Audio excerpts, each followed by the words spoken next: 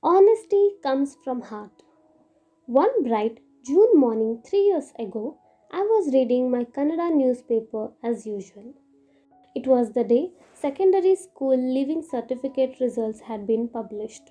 While columns of the roll numbers filled the inside pages, the list of rank holders and their photographs took up almost the entire front page. I have a great fascination for rank holders. Rank is not merely an index of one's intelligence, it also indicates the hard work and perseverance that students have put into reach their goal. My background, I was brought up in a professor's family, and my own experience as a teacher have led me to believe this. Of all the photographs in the morning newspaper, one boy's snapshot caught my attention. I could not take my eyes off him. He was frail and pale, but there was an enduring sparkle in his eyes. I wanted to know more about him. I read that his name was Hanumantappa and that he had secured the 8th rank. That was all the information I could gather. The next day, to my surprise, his photograph was published again, this time with an interview. With growing interest, I learned that Hanumantappa was a coolie's son, the oldest of 5 children. They belonged to a tribal group. He was unable to study further, he said in the interview, because he lived in a village and his father, the sole breadwinner, earned only rupees 40. I felt sorry for this bright boy. Most of us send our children to tuitions and to coaching classes. We buy them reference books and guides and provide the best possible facilities for them without considering the cost. But it was different for Hanumantappa of Rampura. He had excelled in spite of being denied some of the basic necessities of life. While I was thinking about him, with the newspaper still in my hand, I gazed at a mango tree in my neighbor's compound. It looked its best with a fresh bark, tender green leaves, glistening with dewdrops and mangoes that were about to ripen in a few days. Beyond the tree was a small potted plant that I noticed had remained almost the same ever since it had been potted. It was a calm morning. The air was cool and fresh. My thoughts were running free. The continuous whistles of a pressure cooker broke the silence, reminding me that half an hour Hanumantappa's postal address was provided in the inn. Without wasting much time, I took a postcard and wrote to him. I wrote only 2 lines, saying that I was interested in meeting him and asking whether he could come to Bangalore. Just then, my father, ever a practical man, returned from his morning walk. He read the postcard and said, "Where will he have the money to come so far? If you want him to come here, send some money for his bus fare, plus a little extra to buy himself a decent." So I added a 3rd line to say that I would pay for his travel and some clothes. Within 4 days, I received a similar postcard in reply. 2 sentences. In the first, he thanked me for the letter.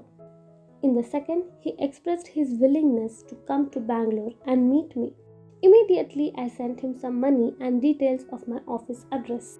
When he finally arrived in our office, he looked like a frightened calf that had lost its way. It must have been his first trip to Bangalore. He was humble. He wore a clean shirt and trousers, and his hair was neatly parted and combed. The sparkle in his eyes was still there. I got straight to the point. "We are happy about your academic performance. Do you want to study further? We would like to sponsor you. This means we will pay your fees for any course of study you wish to take up, whatever it may be." He did not answer. My senior colleague, who was in office with me, interrupted with a smile. "Don't go at a speed of bits and bytes. Let the boy understand what you are suggesting. He can give us his answer at the end of the day." When Hanumantappa was ready to return home, he said in the low and steady tone, "Madam, I want to pursue my studies at the Teachers Training College in Ballari, that is, the one nearest to my village. I agreed instantly, but spoke to him a little more to find out whether there was any other course he preferred. I was trying to make it clear to him that we would pay the fees for any course he might choose. The boy, however, seemed to know exactly what he wanted. How much money should I send you per month? Does the college have a hostel facility? I asked. He said he would get back to me after collecting the correct details. 2 days later, he wrote to us in his beautiful handwriting that he would require approximately rupees 300 per month. He planned to take a room on rent and share it with a friend. The two boys would cook for themselves in order to keep their expenses down. I sent him rupees 1800 to cover his expenses for 6 months. He acknowledged my draft without delay and expressed his gratitude. Time passed. One day, I suddenly remembered that I had to pay Hanumantappa for the next 6 months. So, I sent him and this too was duly acknowledged. But I was surprised to find some currency notes in the envelope along with the letter.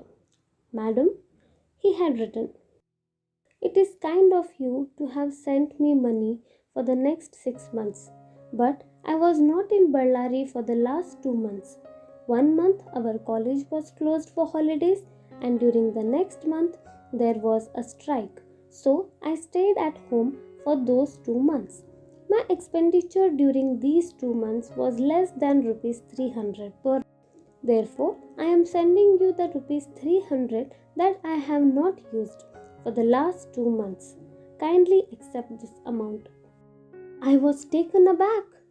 Such poverty and yet such honor. Hanumantappa knew I expected no account of the money sent to him for his monthly expenses. Yet, he had made it a point to return the balance amount. Unbelievable but true.